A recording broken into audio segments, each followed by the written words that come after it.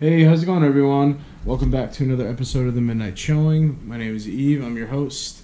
Sorry, it's been a long time.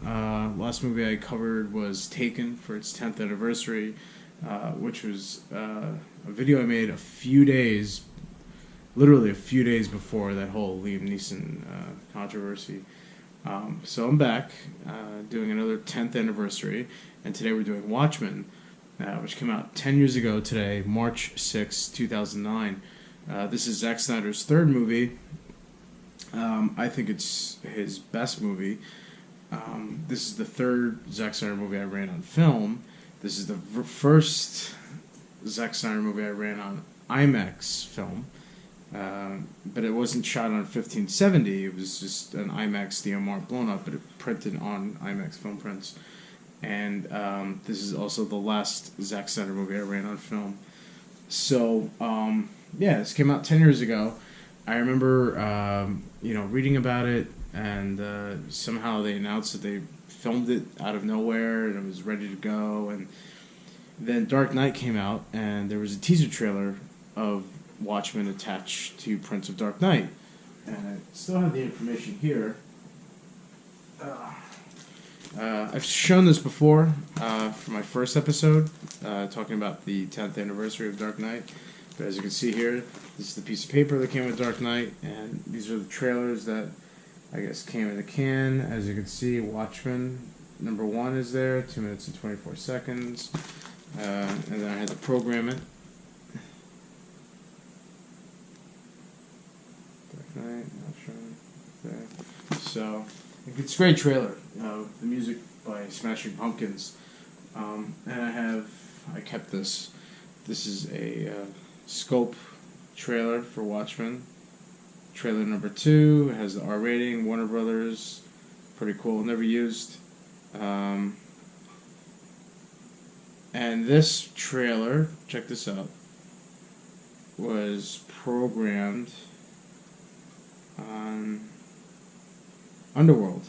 Prince of Underworld 3. So that means Underworld 3 was a scope film. So that's pretty cool. So the movie came out March 6th, and it opened up okay, pretty moderate. I think it was like 54 million, 52 million. And I know they were kind of like riding on the whole success of Dark Knight and the success of Watchmen. 300, which was like really huge.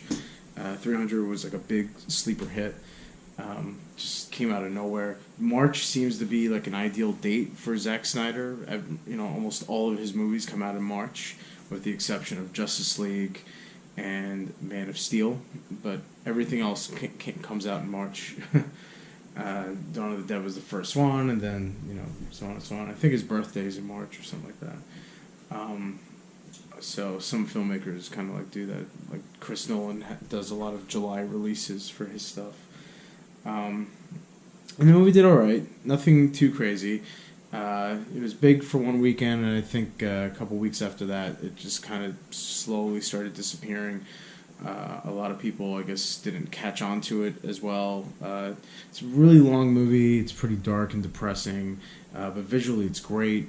It's very intricate, very very sophisticated for a comic book superhero movie. It has a great twist to it. And I read the graphic novel prior to it. After I saw the trailer, I was like, oh man, I gotta get this graphic novel, and it's great. I love the cover. I love the whole happy face and the blood thing.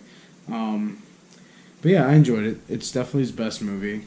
But yeah, it just came out and just kind of disappeared. I remember a lot of people were divided on it.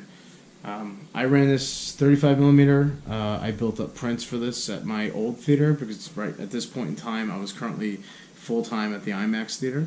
So we did get it in IMAX. I didn't build up the print, but obviously I ran the print. But the 35 I built up at the Sixplex that I used to work at. I would go there weekly to help out my boss and to build up her prints. And it was cool. I just got to build up all these movies, and it was really long. It was like 8 to maybe 9 reels or 7 to 8 reels. I don't really remember. But I remember the IMAX print and the 35 print. there were two different versions. The IMAX print, the credits, because it's a long movie, you know, sometimes what they do is they'll either, you know, show the movie. If it's really long, they'll show it minus all the trailers, or they'll cut the credits down. For Watchmen, they cut the credits down to slides as opposed to the scrolling. The 35 had the scrolling credits, and it had like a few songs in the credits too. So the Watchmen credits just went like that, just, you know, maybe a minute. But yeah, I noticed it by accident. I was like, oh man, you know, and I discovered a song at the time by Leonard Cohen called "First We Take Manhattan." See, the IMAX print didn't have that song in there. But yeah, it's pretty much it. So, all right, guys, if you haven't seen Watchmen, definitely check it out. Zack Snyder is a very good filmmaker. I'm kind of happy that he's off the superhero comic book stuff. I think we'll get a good return to form with him, you know, for his next movie. But anything before the superhero stuff, he was awesome. Dawn of the Dead, 300, Watchmen, Sucker Punch, I think that might be his worst movie. Alright guys, thank you very much for watching. This is an 80s Die Hard production. Comment below in the comments section. Subscribe, hit like, definitely share this video, and I'll see you guys next time. Thanks again for watching. Bye.